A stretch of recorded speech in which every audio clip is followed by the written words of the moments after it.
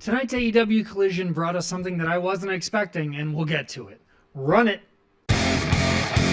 We started the night off with some quick updates on matches that are happening at the pay-per-view. We got to see all the cards for them, and then we smash cut straight into the Death Riders doing their own little promo, more specifically Mox until the very, very end of it, basically saying that it's us against the world, and anybody who wants to step up, let's do it, but I am not the same guy that I was 6 months ago when Kyle O'Reilly defeated me, and so that's not going to happen again.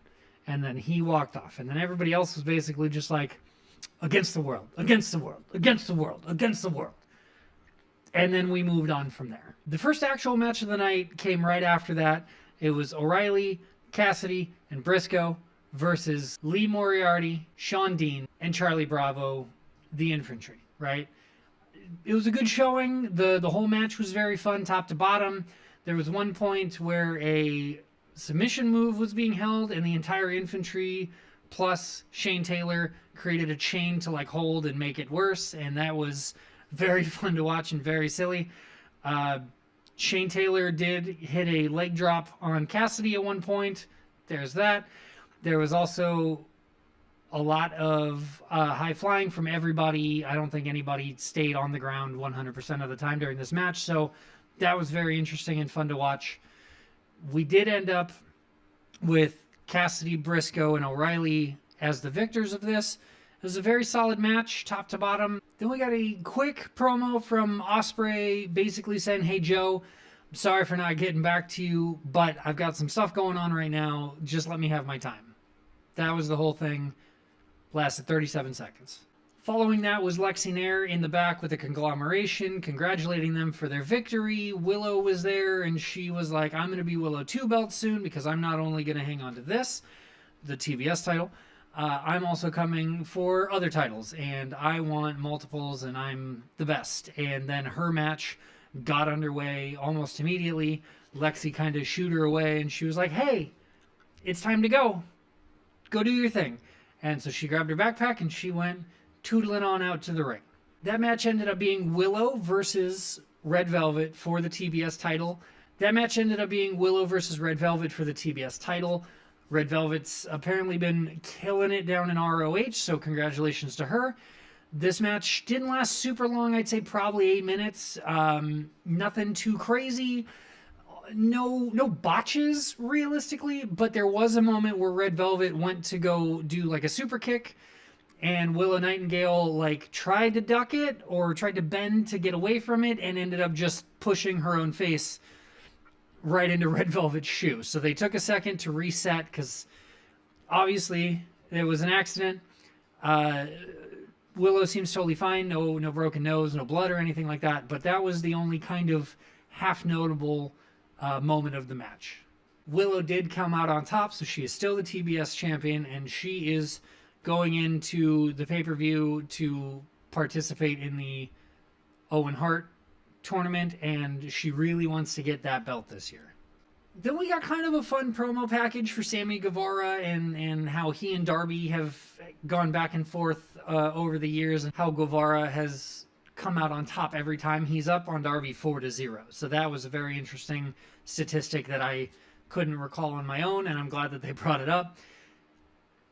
After the video package was done, Sammy was in the back with Lexi, and he was doing a little interview, and he was basically just like, I'm going to be 5-0 against Darby, and I'm going to be the new champion. So everybody get ready for the main event. And then he walked off, and that was the end of that. He did, during his promo, use some lyrics from John Cena's old intro music. He said, your time is up, my time is now. And I don't know if that's just them being like tongue-in-cheek kind of thing, or if something's going to come from that. I don't think it is, but it was a very silly moment. I'm not against what happened. I think everything is still going to work out perfectly well. We'll get to the main event, trust me. Then we had Darby's interview backstage in a stairwell, and he was basically just saying, I'm going to keep putting this title on the line no matter what, because that's the kind of champion I am. and no one's going to stop me, and MJF is not going to beat me at the pay-per-view. Sammy Guevara is not going to beat me tonight. I'm going to be a champion for a long time because I work hard for it.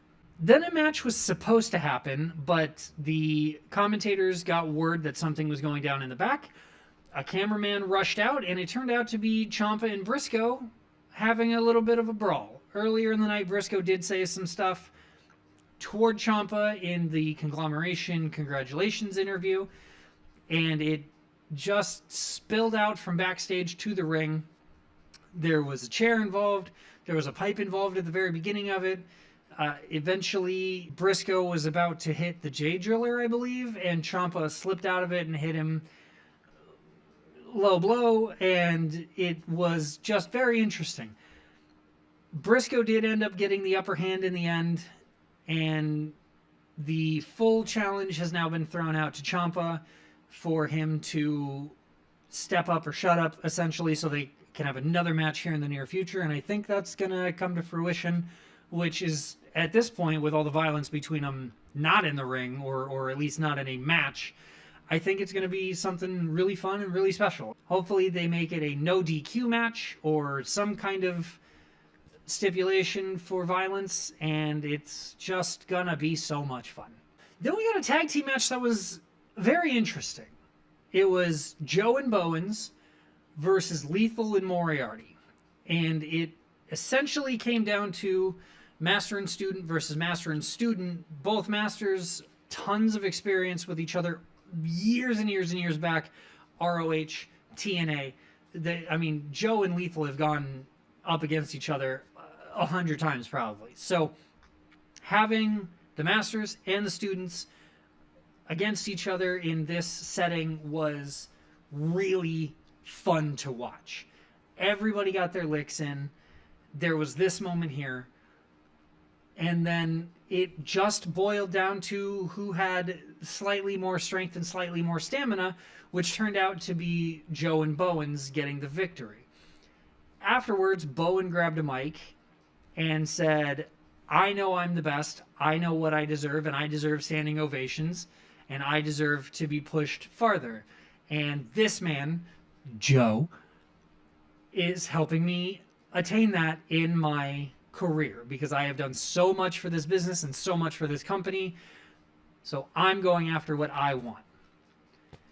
Joe grabbed the mic afterwards and said, hey Ospreay, you see what I do for my friends? This could have been you, bro. What's up? And it seems like Joe is still kind of going on about this, even though we had Ospreay say something earlier in the night. I don't know how it's all going to come to a head between the two of them, but we're just going to have to watch and wait to see what happens. Up next, we got a reminder of Swerve going after Bandito. They did show a little bit of the promo of Swerve in that tiny little town, kicking everybody out of the bar. And then they showed a video package because apparently Swerve attacked Bandito at Supercard of Honor last night, and that was very interesting to see. So there's something that Swerve is attempting to do to make a point. It hasn't been fully realized yet, but I know it'll happen here pretty soon. Brodito had an interview immediately after that little package played. Brody King is still fired up about Swerve coming after his friends, but Bandito stepped up and was like, no, I got this. Swerve, if you want to go, I'll beat you up so bad you won't be able to attack anybody anymore for the rest of forever. Then we came to Mega Cross having another one of their 5-minute eliminator matches. They're interesting, to say the least. I'm not sure how much I'm hooked in on them just because they seem a little silly. You've got two of the biggest, strongest women holding the tag titles, and they're bringing out a lot of jobbers for this. So tonight's jobbers were Allie Katch and Kaya McKenna. Sorry, girls. Good luck. Good job at the very least. You lasted 1 minute and 50 seconds from bell to bell.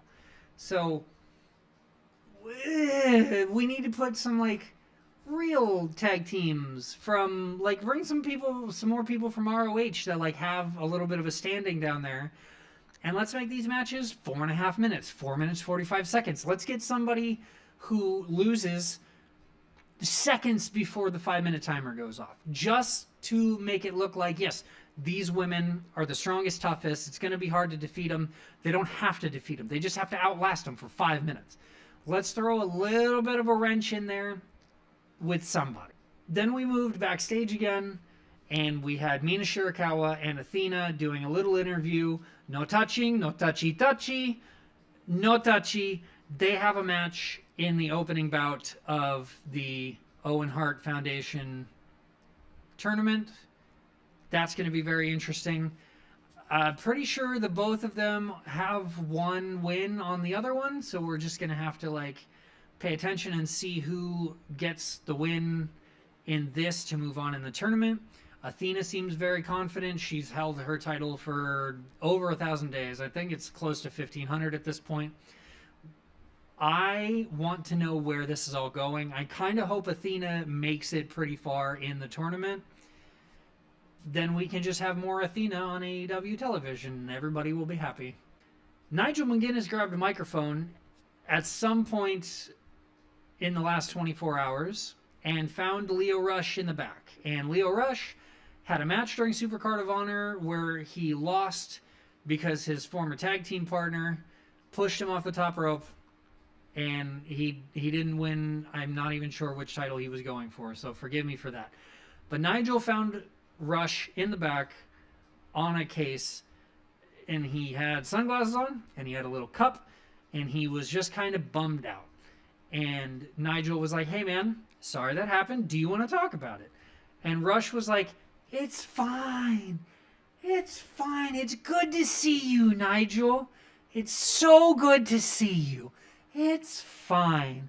And Nigel was just like, "Okay, well, that's the official word, I guess." And he disappeared. And then Lio Rush just kind of took a sip from his little paper cup there. He goes, and then he looks at the camera, and he removes his sunglasses, and now he's got red eyes. And then he drools out the black mist, and he just goes, "It's fine."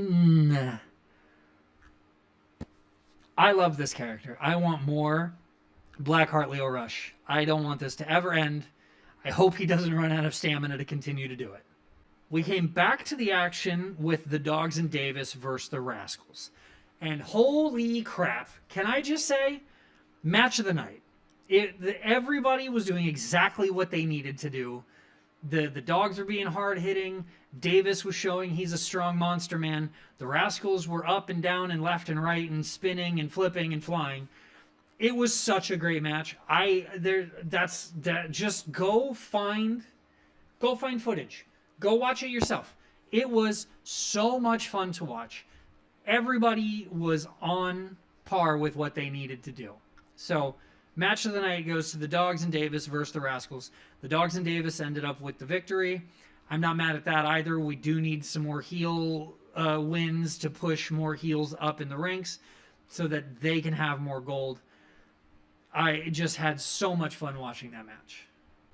Then Anna Jay was in the back, and she kind of called out Willow a little bit. She was just like, "Hey, I know you're, the return buster or whatever, but I'm still here, and I just came back, and I haven't gone anywhere again. Oh, by the way, look who else is back." And then Ty Mello came out.